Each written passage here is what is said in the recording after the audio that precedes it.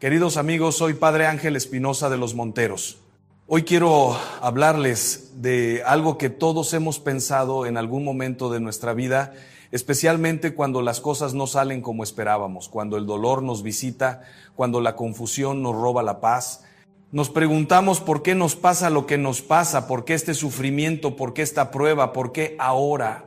Y en medio de esa pregunta muchas veces nos sentimos perdidos, como si la vida fuera un caos sin sentido, como si Dios se hubiera equivocado con nosotros. Pero quiero decirles algo con toda la claridad y el cariño de mi corazón. Dios no se equivoca. Todo, absolutamente todo lo que nos sucede pasa por algo. Y ese algo no es un capricho del destino ni un castigo divino, sino una invitación misteriosa y amorosa a crecer, a madurar, a descubrir quiénes somos realmente y hacia dónde nos llama la vida. Permítanme empezar con una historia que escuché hace años y que nunca he podido olvidar.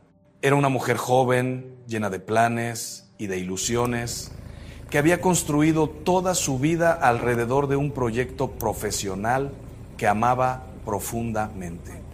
Un día, sin previo aviso, todo se derrumbó. La empresa cerró, los sueños se desvanecieron y ella quedó en medio de un vacío terrible. Me decía con lágrimas en los ojos que no entendía por qué Dios había permitido que todo se destruyera así, que había trabajado con honestidad, que había puesto su corazón entero en ese proyecto, que había confiado y ahora nada.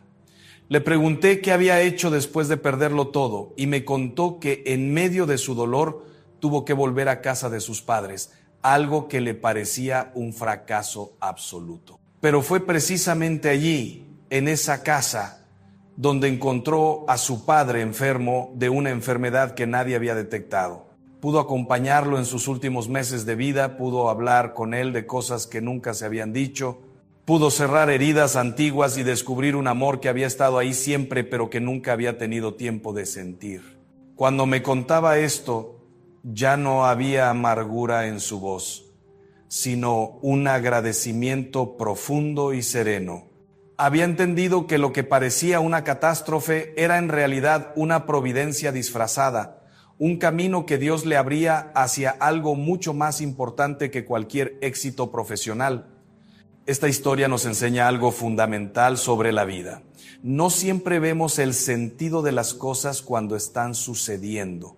El dolor, el fracaso, la pérdida, la enfermedad, todo eso nos confunde porque nosotros miramos la vida desde nuestra perspectiva pequeña y limitada, desde nuestros deseos inmediatos, desde nuestros planes personales, pero Dios mira desde la eternidad, desde el bien verdadero de nuestra alma, desde lo que realmente necesitamos para ser felices de verdad, no solo por un momento, sino para siempre. Y muchas veces lo que nosotros creemos que necesitamos no es lo que realmente nos conviene. Creemos que necesitamos éxito y lo que realmente necesitamos es humildad. Creemos que necesitamos comodidad y lo que realmente necesitamos es fortaleza. Creemos que necesitamos que nos amen y lo que realmente necesitamos es aprender a amar. Cuando decimos que Dios no se equivoca, no estamos diciendo que Dios cause el mal o que quiera nuestro sufrimiento. No, eso sería una blasfemia, una mentira sobre quién es Dios. Dios es amor y el amor nunca busca el daño. Lo que estamos diciendo es que Dios, en su sabiduría infinita, puede sacar bien del mal, puede convertir el dolor en crecimiento, puede transformar la herida en sabiduría. Esta es la gran diferencia entre una vida vivida con fe y una vida vivida sin ella. La persona sin fe mira el sufrimiento y solo ve absurdo, injusticia, caos. La persona con fe mira el mismo sufrimiento y busca el sentido. Confía en que hay un propósito. Se abre a la posibilidad de que esto que ahora duele tanto sea precisamente lo que necesitaba para despertar, para cambiar, para encontrar el camino verdadero. Hay algo muy interesante en la naturaleza humana que quiero que entiendan.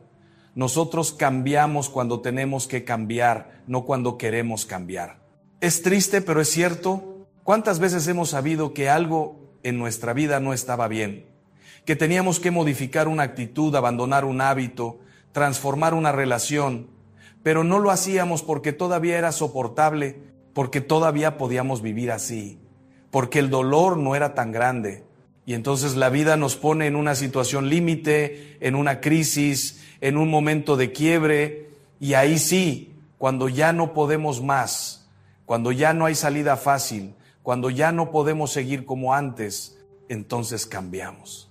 Y muchos años después miramos atrás y agradecemos esa crisis, ese dolor, esa ruptura, porque fue precisamente lo que nos salvó de una vida mediocre, de una existencia dormida, de un corazón cerrado. Recuerdo a un hombre que vino a verme hace tiempo, destrozado porque su esposa lo había dejado. Me decía que no entendía, que él había sido un buen proveedor, que nunca le había faltado nada en casa, que trabajaba duro para darle todo. Y mientras me hablaba yo veía que ese hombre había pasado años enteros viviendo solo para el trabajo, ausente emocionalmente, incapaz de escuchar, de abrirse, de dar algo más que dinero. Su esposa había intentado hablar con él 1000 veces, pero él nunca tuvo tiempo, nunca creyó que fuera tan importante, hasta que ella se fue. Y solo entonces, en medio del dolor más terrible, ese hombre empezó a entender lo que había perdido, empezó a darse cuenta de que había vivido dormido, de que había confundido proveer con amar, de que había creído que su presencia física era suficiente, cuando lo que su familia necesitaba era su presencia afectiva, su atención, su corazón. Pasaron 2 años de un trabajo interior profundo, de terapia, de dirección espiritual, de lágrimas y conversaciones difíciles. Y al final, su esposa volvió, porque vio un hombre nuevo, un hombre que había entendido, que había cambiado de verdad. Y él me dijo una frase que nunca olvidaré: Padre, tuve que perderlo todo para encontrar lo que realmente importaba. Dios no se equivocó al permitir que me dejara. Eso me salvó la vida. Esta es la dinámica misteriosa de la providencia divina. Dios nos ama tanto que no nos deja cómodos en nuestros errores. Nos sacude, nos despierta, permite que la vida nos golpee cuando es necesario, no por crueldad, sino por amor, no para destruirnos, sino para reconstruirnos mejor. Y esto es algo que cuesta mucho entender en una cultura como la nuestra, que huye del dolor como si fuera el peor de los males, que busca la comodidad a toda costa, que quiere anestesiarse con entretenimiento, con consumo, con distracciones constantes. Pero el dolor, queridos amigos, no es el enemigo. El verdadero enemigo es el adormecimiento, la mediocridad, la vida sin sentido, el corazón cerrado. Y muchas veces es precisamente el dolor el que nos abre, el que nos hace crecer, el que nos lleva a la madurez. Ahora bien, entender que todo pasa por algo no significa que debamos quedarnos pasivos ante el sufrimiento, como si fuera simplemente cuestión de aguantar y esperar. No. Cuando la vida nos pone en una situación difícil, tenemos que preguntarnos activamente qué es lo que esta situación nos está pidiendo aprender, qué es lo que necesitamos cambiar, hacia dónde nos está llamando. Porque hay sufrimientos que vienen de fuera y que no podemos evitar, pero hay otros que nosotros mismos provocamos con nuestras decisiones equivocadas, con nuestros miedos, con nuestra cobardía. Y parte de madurar es aprender a distinguir entre unos y otros, aprender a aceptar lo que no podemos cambiar y a tener el coraje de cambiar lo que sí podemos. He visto personas que pasan años culpando a Dios por su infelicidad, cuando en realidad su infelicidad viene de decisiones que ellos mismos tomaron y que no quieren revisar. Se quedan en trabajos que odian porque tienen miedo de arriesgar. Se quedan en relaciones que les hacen daño porque tienen miedo de estar solos. Se quedan en ciudades donde no quieren vivir porque tienen miedo de decepcionar a sus familias. Y entonces culpan a Dios, culpan a la vida, culpan a las circunstancias, cuando en realidad lo que necesitan es mirar con honestidad su propia libertad, su propia responsabilidad, su propia capacidad de elegir. Dios no se equivoca, pero nosotros sí nos equivocamos, y mucho. Y parte de nuestra maduración espiritual es aprender a reconocer nuestros errores, a pedir perdón, a rectificar, a empezar de nuevo. Hay una frase del Evangelio que siempre me ha impresionado profundamente. Es cuando Jesús les dice a sus discípulos: en el mundo tendréis tribulación, pero confiad, yo he vencido al mundo. No les dice que no van a sufrir, no les promete una vida fácil, sin problemas, sin dolor. Les dice exactamente lo contrario, van a tener tribulación. Pero inmediatamente después les da la clave para vivir esa tribulación de manera que no los destruya, sino que los fortalezca. Confiad, yo he vencido al mundo. Es decir, no estáis solos en vuestro dolor, no estáis abandonados en vuestra prueba, no estáis perdidos en vuestra confusión. Yo estoy con vosotros, y si confiáis en mí, si os aferráis a mí, si permitís que yo os guíe, entonces descubriréis que incluso en medio de la tribulación hay paz, hay sentido, hay esperanza. Esta confianza en Dios no es una especie de optimismo ingenuo que niega la realidad del dolor. No es decirse a uno mismo todo va a estar bien cuando claramente todo está mal. Es algo mucho más profundo y más real. Es saber que Dios es bueno, que Dios me ama, que Dios tiene un plan para mi vida y que ese plan es mejor que cualquier cosa que yo pueda imaginar. Y por eso, aunque ahora no entienda lo que está pasando, aunque ahora me duela, aunque ahora no vea el sentido, yo confío. No confío en que las cosas vayan a salir como yo quiero, porque muchas veces no salen así. Confío en que Dios va a sacar bien de todo esto, en que me va a sostener, en que me va a acompañar, en que al final, cuando mire atrás, voy a poder decir, sí, ahora entiendo. Ahora veo por qué tenía que pasar esto. Y esta actitud de confianza cambia completamente nuestra manera de vivir el sufrimiento. Cuando sufrimos sin fe, nos amargamos, nos cerramos, nos volvemos resentidos. Cuando sufrimos con fe, nos abrimos, nos purificamos, nos volvemos más compasivos. El mismo dolor, pero un resultado completamente diferente, dependiendo de cómo lo vivamos. He conocido personas que han pasado por tragedias terribles y han salido de ellas más humanas, más tiernas, más sabias. Y he conocido otras que han pasado por problemas mucho menores y han quedado destruidas, llenas de rabia, de amargura, de dureza. La diferencia no está en lo que nos pasa, sino en cómo lo acogemos, en qué hacemos con ello, en si lo convertimos en veneno o en medicina. Hay otra dimensión de todo esto que me parece fundamental y que tiene que ver con la manera en que Dios nos habla a través de los acontecimientos. La vida es un lenguaje, una conversación continua entre Dios y nosotros, pero muchas veces no sabemos escuchar, no sabemos interpretar, no sabemos leer los signos.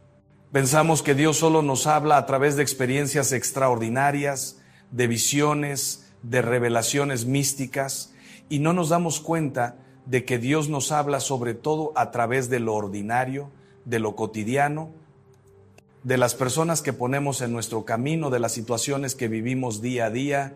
Cada encuentro, cada dificultad, cada alegría, cada dolor, todo está lleno de significado si sabemos mirar con los ojos de la fe.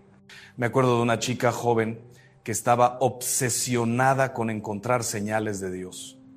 Quería que Dios le dijera claramente qué estudiar, con quién casarse, dónde vivir, y pasaba horas rezando, pidiendo señales, esperando respuestas claras y contundentes. Un día le pregunté, ¿y qué te dice tu corazón? ¿Qué te atrae? ¿Qué te da vida? Y me miró sorprendida, como si nunca se le hubiera ocurrido que Dios pudiera hablarle a través de sus propios deseos profundos, de sus propias inclinaciones naturales, de su propia inteligencia y libertad. Había pensado que la voluntad de Dios era algo externo a ella, algo que tenía que descifrar como si fuera un acertijo, cuando en realidad Dios nos habla desde dentro, desde lo más profundo de nuestro ser, desde nuestros anhelos más verdaderos. Y esto nos lleva a algo muy importante. Dios no se equivoca, pero tampoco nos quita la libertad. No nos maneja como marionetas, no nos impone un camino único e inflexible. Nos da orientación, nos da luz, nos da gracia, pero nos deja elegir. Y muchas veces hay varios caminos buenos posibles, varias opciones legítimas, varios modos de vivir nuestra vocación. Lo importante no es tanto acertar con la opción perfecta como vivir cada opción que elegimos con amor, con entrega, con fidelidad, porque Dios puede sacar bien de cualquier camino que nosotros recorramos con honestidad y con apertura a su gracia. He conocido personas que se han pasado años paralizadas por el miedo a equivocarse, esperando la certeza absoluta antes de dar cualquier paso, y esa parálisis les ha robado la vida, porque la vida no es un problema matemático con una única solución correcta. La vida es una aventura, un camino que se hace al andar, una historia que se escribe con cada decisión. Y sí, nos vamos a equivocar, vamos a tomar decisiones que después vamos a lamentar, vamos a elegir caminos que nos van a llevar a callejones sin salida, pero incluso esos errores forman parte de nuestro crecimiento. Incluso esas equivocaciones nos enseñan algo valioso. Incluso esos desvíos nos llevan a descubrir cosas que de otro modo nunca habríamos conocido. Lo que realmente importa no es no equivocarse nunca, sino tener la humildad de reconocer cuando nos hemos equivocado, el coraje de rectificar y la confianza de que Dios puede enderezar incluso nuestros caminos torcidos. He visto conversiones maravillosas que han nacido precisamente de grandes caídas. He visto matrimonios que se han salvado después de estar al borde del abismo. He visto vocaciones que han florecido después de años de búsqueda confusa. Y todo esto me confirma una y otra vez que Dios no se equivoca, que en sus manos incluso nuestros errores pueden convertirse en bendición. Ahora bien, hay algo que tenemos que decir con toda claridad. Cuando afirmamos que todo pasa por algo, no estamos justificando el mal, no estamos diciendo que el abuso esté bien, que la injusticia esté bien, que el pecado esté bien. No. El mal es mal y siempre será mal. Pero lo que estamos diciendo es que Dios, que no causa el mal, pero que permite que exista por respeto a nuestra libertad, tiene el poder de sacar bien incluso del mal que otros nos hacen o que nosotros mismos causamos. Esta es la esperanza cristiana, esta es la fe en la resurrección, que la última palabra no la tiene la muerte sino la vida, que la última palabra no la tiene el pecado sino la gracia, que la última palabra no la tiene el dolor sino el amor. Pienso en tantas personas que han sido víctimas de abusos terribles, de violencias espantosas, de injusticias que claman al cielo. Y no, Dios no quería eso, Dios no causó eso, Dios sufre con ellas. Pero he visto algunas de esas personas, después de un proceso largo y doloroso de sanación, convertirse en fuentes de esperanza para otros que sufren, en testimonios vivientes de que es posible sobrevivir y hasta florecer después de la tragedia. Y eso no significa que el mal que sufrieron estuviera bien, significa que ellas, con la gracia de Dios, han sido capaces de no permitir que ese mal las defina, de no permitir que ese mal tenga la última palabra sobre sus vidas.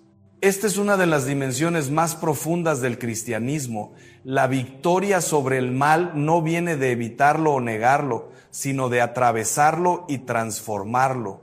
Jesús no evitó la cruz, la abrazó. No huyó del sufrimiento, lo asumió, y precisamente por eso pudo transformarlo en redención, en salvación, en vida nueva. Y nosotros estamos llamados a hacer lo mismo con nuestros propios sufrimientos, no a buscarlos masoquistamente, no a resignarnos pasivamente, sino a atravesarlos con fe, con esperanza, con amor, sabiendo que si los vivimos unidos a Cristo, esos sufrimientos pueden convertirse en fuente de vida para nosotros y para otros. Hay algo muy hermoso que sucede cuando entendemos de verdad que todo pasa por algo. Dejamos de vivir como víctimas y empezamos a vivir como protagonistas.